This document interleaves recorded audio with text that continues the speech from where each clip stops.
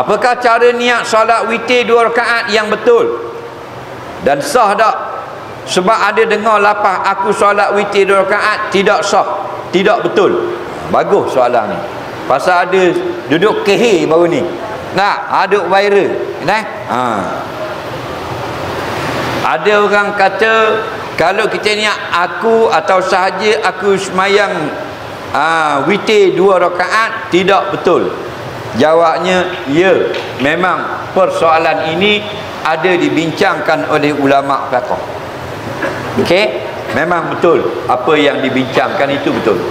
Okey, walau bagaimana pun ada juga fuqaha kata aku semayang witir 2 rakaat sah juga.